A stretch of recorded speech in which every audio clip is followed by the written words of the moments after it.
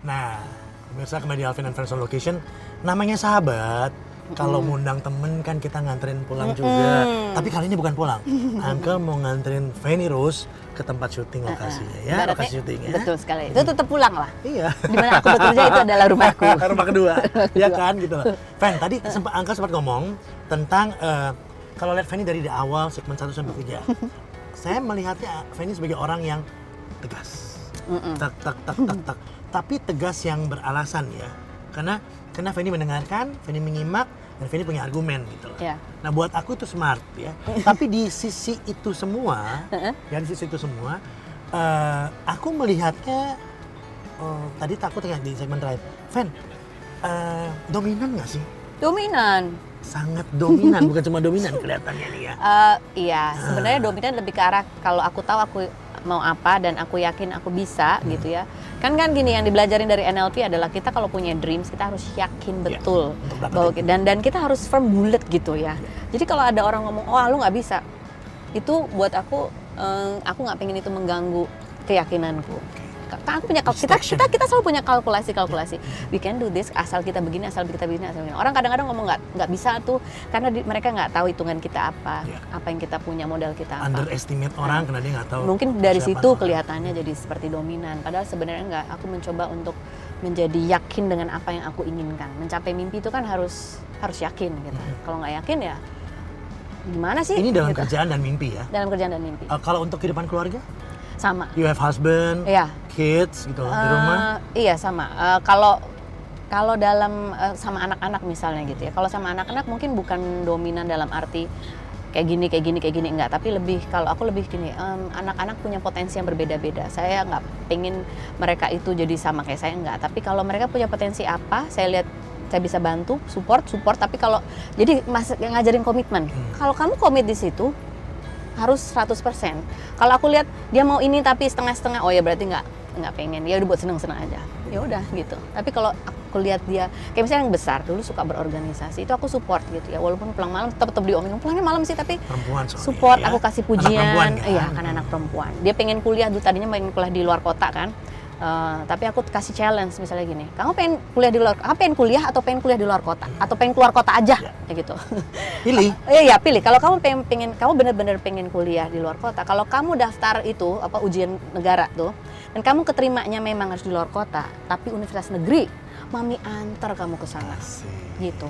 Jadi ada ya kita mengajarkan komitmen. Iya. Tapi bicara soal haters. Oh ya, haters. Nah ini juga menarik kan. Saya selalu tanya sama semua selebritis yang saya undang tentang haters mereka gitu loh. Punya haters? Atau haters dari orang yang kamu undang? Atau fans misalnya gitu ya? Kalau misalnya fans dari yang bukan aku undang ya, mungkin aku yang kebetulan beritanya lagi hot terus aku misalnya komentar apa, fansnya nggak suka, mungkin pada komen gitu dan lain sebagainya. Tapi itu mah biasa, tinggal di delete block gitu aja. Tapi ya nama itu tadi kan kita nggak bisa mengatur persepsi orang gitu ya.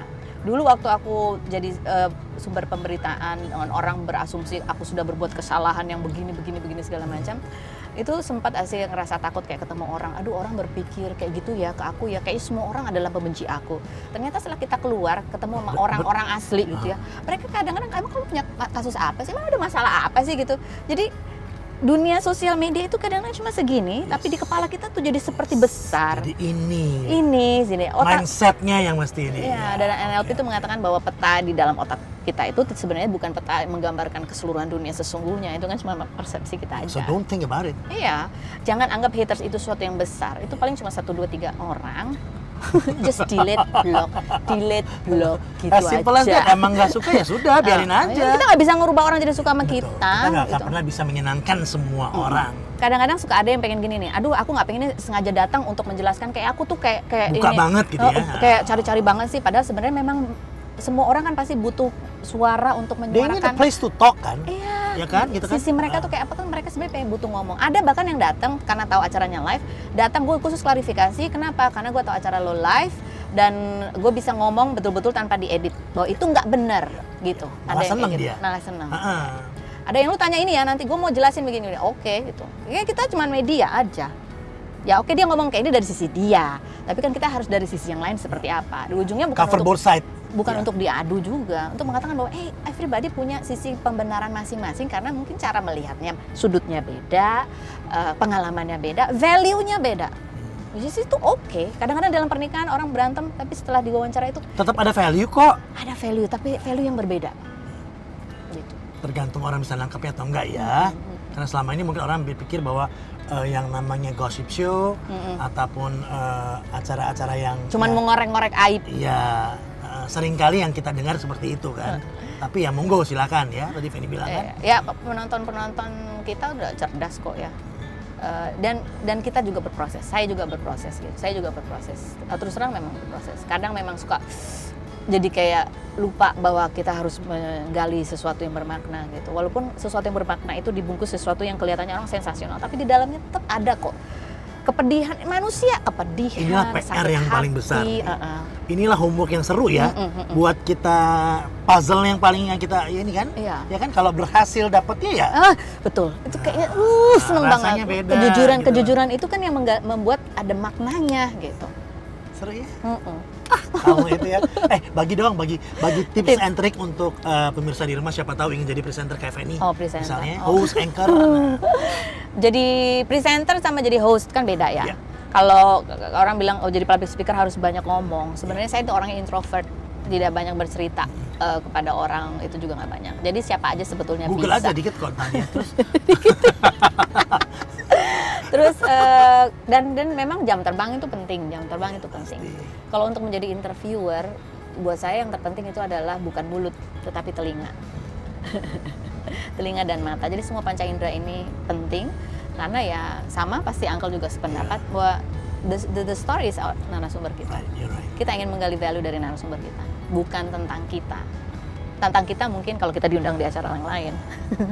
Fan, thank you so much. Thank you so much juga. Kita nganterin dia nih ya, dikit lagi nyampe. Kalau udah senang rasanya nganter teman ke kerja karena buat Fanny ada kerja dari liburan. Kerja dari liburan. Kamu ngantar aku liburan. Iya. Selamat liburan. Thank you so Terima much. kasih. Terima kasih. Happy for you, all success, the best. Sama-sama. Ya. Kita pamit dulu dan kita akan jumpa lagi pekan mendatang dengan narasumber lainnya yang di Alvin and Friends Show. Bye. Sampai jumpa. Sampai jumpa. Sampai jumpa. Bye.